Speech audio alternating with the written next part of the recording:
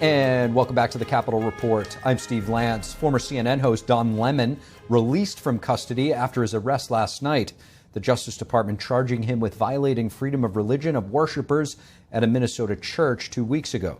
Joining me now to discuss the latest is our panel, Mally Smith, Democratic strategist, and Chet Love, Republican strategist. Great to have you both in studio with us. So former CNN host Don Lemon, now a free man, or maybe not so fast. We'll have to see where this goes. He was present at that Minnesota ICE protest that disrupted the church service. Mally, Lemon and other protesters citing free speech, but this conflicted with churchgoers' day of worship and worshiping. So where do we draw the line here? Yeah, I think the protesters should have been arrested. They were violating the law. Tactically, I think it's not smart to, build support for your cause by interrupting people's day of worship. But when it comes to Don Lemon, I think that this is stretching it, simply because he was there to report on what was happening. Anytime there's a newsworthy event, I feel like journalists should be given pretty wide latitude to be able to be there on the scene and report. I think that's something the courts are going to look at too and say, like, look, there might be this law that you can't trespass on a church, especially during their day of worship, but he is there as a journalist reporting what the protesters are doing. So I would hope the Trump administration and their DOJ would take a step back here and realize it's important that we have a free press. It's important that we don't do things that potentially could chill the free press. And if you look, 2 judges threw this out. They eventually had to go to a grand jury to get this to move forward. So I don't think that's a good sign on the legal merits of this case. Chet, Don Lemon obviously had a program on CNN. It was an opinion program. I think a lot of people are asking the question, is Don Lemon an activist or a journalist? Well, everybody's going to have their own opinion on that on X and on social media. But as a lawyer, what I have to say and caution people is we still live in a rule of law, and everyone is innocent until proven guilty. And we should not have any journalists going to jail simply for doing journalism. And what people should also know is that it's not illegal for a journalist to be at an event that crime is taking place and they're documenting a crime taking place. What the government here is saying, though, is that Don Lemon went above and beyond the act of a journalist and actually participated and in some way aided in these individuals who did this protest at the church and disrupted people and disrupted the entire service and caused people to have to go home.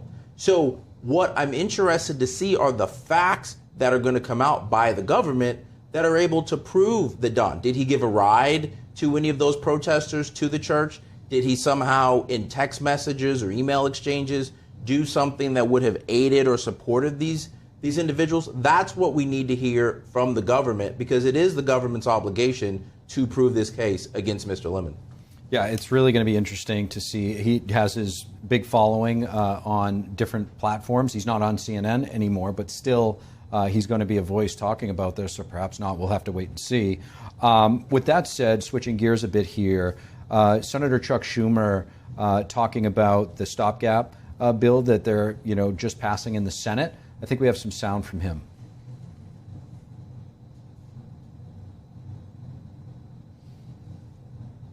If our colleagues are not willing to enact real change, real strong change,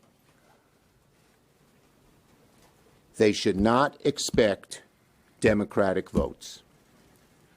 We have only a few days to deliver real progress for the American people. Mally, I know you don't have a crystal ball, nor do you, Chet, but where do you see this going in 2 weeks? Well, this will be interesting because it seems like the Trump administration is open to a negotiation with Democrats on reforming ICE and putting new restrictions on ICE. And I think it should be noted that the Trump administration isn't doing this out of their good graces. They're doing this because the polling clearly shows that this has become a political albatross for them. Immigration was one of Trump's top issues, but if you look at Reuters, Ipsos, Politico, Fox News, he is underwater on immigration now. And the American people broadly are unhappy with ICE. For the first time, we've seen that there is plurality support for abolishing ICE over support for ICE.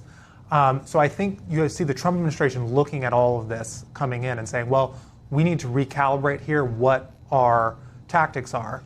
And I think there is broad support for 3 common sense measures. First, ICE agents shouldn't be masked. Second, ICE agents should wear body cameras, which most law enforcement does. So I don't think ICE should be the exception. And then third, we should have ICE agents executing warrants and actually finding violent criminals and not doing the type of activity that we are seeing as inflaming Minneapolis the most, which is these street stops and essentially trying to just take folks who are walking down the street for questioning to see if they're undocumented or not. And I think those 3, I'm sure there's going to be debate about them, but I think those 3 reforms will probably get a lot of support. Chet, to Mally's point, I mean, I want to focus on the third one, which is the cooperation from the Democrats, particularly in sanctuary cities. They are not cooperating regardless of if, they are violent criminals. Yeah, look, I think the most important thing for everyone to recognize outside of this issue around immigration is that the reason we're talking about another government shutdown is because the Congress has failed to actually produce a budget. And what we need as Americans is to actually have a budget. We should not be having fights every couple months over all kinds of different issues and threatening to shut down the government and causing so much harm to the average American citizen. And what we see here, again, is as Democrats are pushing for another government shutdown, they're asking for a reduction in funding to ICE. But what we see is they've already funded most of the funding. And so even if they were to successfully be able to reduce whatever that they're proposing to reduce in this particular bill, ICE is still going to be funded. And so this is more about the politics that politicians are playing around Washington, D.C., and not taking care of the average American citizen. And when we think about these sanctuary cities that are going on, or in states around this country, it's absolutely ridiculous that Democrats are supporting the cheaters of immigration versus supporting people who want to come into this country legally and do it the fair and honest way. I want to get your thoughts. The DOJ has opened up a federal civil rights investigation into the death of Alex Preddy. Here's Deputy Attorney General Todd Blanche. As the Secretary has said, is conducting an investigation, as they should and as they do every time there's a tragic event like this. And the FBI, in their role, which is a separate role from DHS, is also looking into it and conducting an investigation. And that's not that shouldn't be treated as making news. Chet, they're specifying that this is a civil rights investigation. What type of things will they be looking at here? Yeah, so specifically what they're looking at is, did law enforcement take any specific actions that were unlawful or above and beyond that deprived Alex Preddy of his civil rights? And this is really an important step, because what we saw is that Donald Trump just several days ago had a meeting with the governor of Minnesota, Tim Walz, and said that they were going to work on trying to de-escalate situations. And so he's brought in Tom Homan, and then now we see them moving this investigation from the ICE and the Department of Homeland Security doing their own investigation here to actually having a separate independent investigation being done by the FBI, which is important because that allows for more credibility here. And so I think what you see is the diplomacy coming out of the Trump administration, particularly around this issue, so that all American people can feel comfortable in the results of this investigation. Mally, do you think this will be enough to satisfy the Democrats? I don't think that this is going to be able to satisfy the American people, simply because you have the Trump administration, from Kristi Noem to Stephen Miller, immediately labeled this man a domestic terrorist, even when they hadn't seen the video. And we know they hadn't seen the video because they said things that were verifiable lies. They said he brandished his weapon at the officers. He did not. We can talk about potentially how he acted, but he wasn't a domestic terrorist and he didn't brandish his weapon at the law enforcement officials. We had ICE on the ground try to detain witnesses to the event and tried to take their cell phones from them. We had ICE doing a host of things to prevent the local government from investigating and preserving the crime scene. So unfortunately, the Trump administration has burned their credibility. I think the DOJ is a better agency to take a lead in this investigation than ICE itself.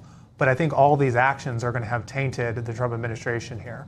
You say he wasn't a domestic terrorist. We did see him. The footage came out a week prior to him being killed in a very similar situation, spitting at, kicking an ICE vehicle, and then resisting after that. What would you define that? How would you define that behavior? Look, that's disruptive. It's not something I would do, but domestic terrorist is a lot more than kicking in the taillight of a cop car. If kicking in the taillight of a cop car would label someone a domestic terrorist, the streets of this country is filled with domestic terrorists. That is a pretty low bar if that's what we're going to mark terrorism. Chet, last word. My last word on this is we should be focusing on Donald Trump's energy policies. We should be working on beating China in the AI race. We should be having Democrats coming out and joining hand in hand bipartisan to really look at these critical issues for America. But instead, we have Democrats that are constantly trying to fight against the Trump administration simply because they don't have an agenda, and that is their agenda, which is to support these cheaters on immigration and to support the fraudsters of the millions of dollars that are going on in Minnesota and defying Trump. That's wrong, and the American people need to speak up about it. Chet Love, Mally Smith, really appreciate you both coming on.